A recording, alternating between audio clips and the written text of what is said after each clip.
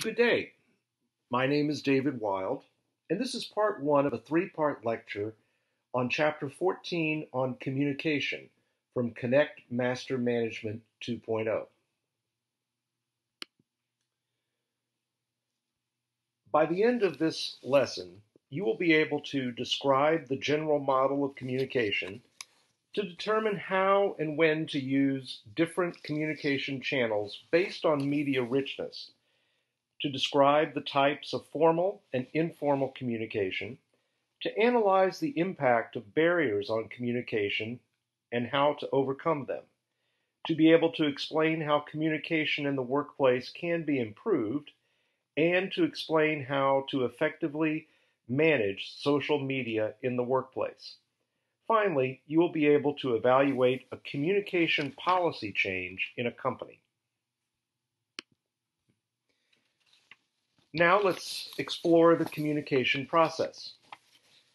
Managers need to effectively communicate with superiors, teammates, subordinates, and other stakeholders in order to accomplish tasks in the workplace. Communication can be defined as the transfer of information and understanding from one person to another. Though some believe communication is as simple as speaking or writing to another person, there is actually a lot more that goes into it.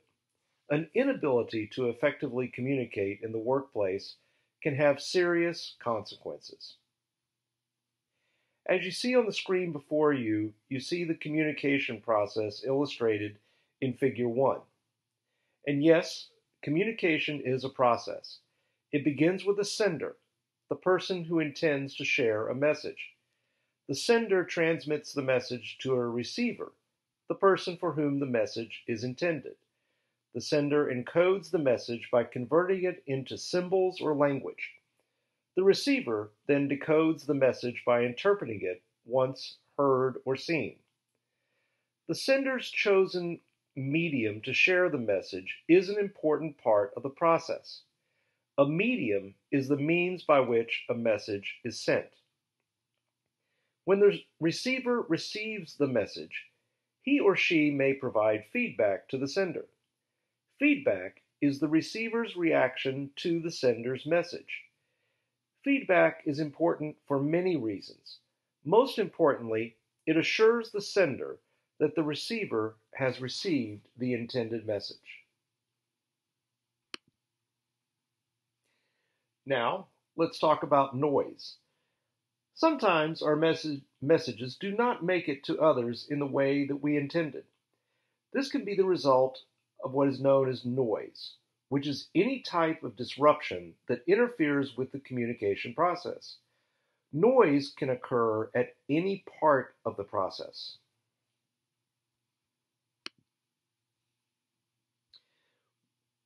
One-way versus two-way communication. The communication process that has been described defaults to two-way communication.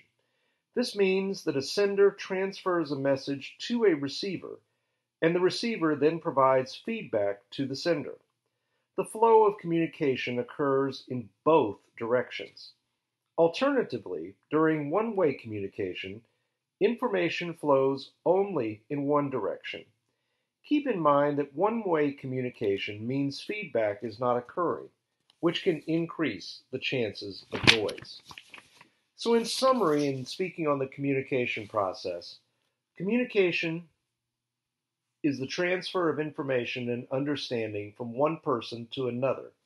It includes a sender and receiver, with the message being transferred over a medium. In the communication process, a sender encodes a message with the receiver subsequently decoding it. The receiver can then provide feedback to the sender. Noise is any type of disruption that interferes with the communication process. Communication can be either two-way, with the receiver providing feedback to the sender, or one-way, with information flowing only in one direction. Now, let's talk about the concept of media richness. Managers have many different mediums to select from when communicating with others. These mediums, also known as channels, range from high to low in media richness. And you can see figure 2 in your text that explores the different channels of communication and how they relate in terms of their media richness. Media richness is a term coined by Richard Daft and Robert Lengel, and it indicates how well a particular medium conveys information. A particular medium's media richness is based on its ability to, first, handle multiple information cues simultaneously. Secondly, to be able to facilitate rapid feedback.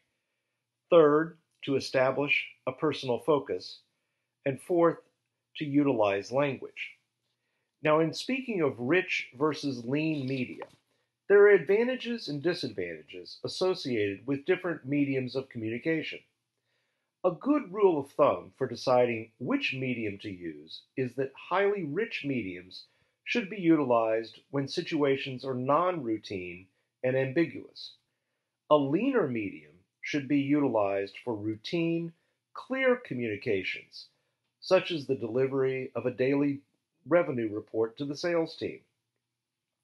The different types of medium fit on a continuum from highly rich to highly lean, again, which you can see in figure 2 in your text.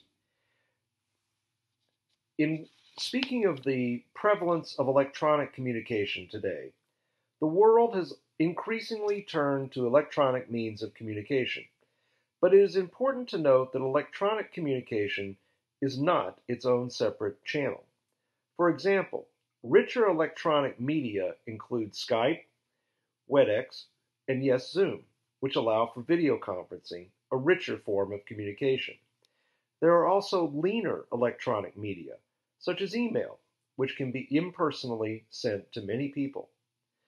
Electronic communication supports some of the more recent work styles used in many organizations, such as teleworking or telecommuting, meaning that employees working out of their homes instead of in companies' offices. With rapid advances in technology, managers can now oversee teams scattered throughout the world in real time, utilizing electronic forms of communication, such as virtual meetings, emails, and shared files. Despite these technical advances, however, we cannot forget the importance of face-to-face meetings, especially for crucial conversations. So in summary on media richness, the term media richness indicates how well a particular medium conveys information. A medium's richness is based on its ability to handle multiple information cues simultaneously, to facilitate rapid feedback, to establish a personal focus, and to utilize language. Highly rich mediums should be utilized when situations are non-routine and ambiguous. A leaner medium should be utilized for routine, clear situations. And this ends part 1 of the lecture on communications.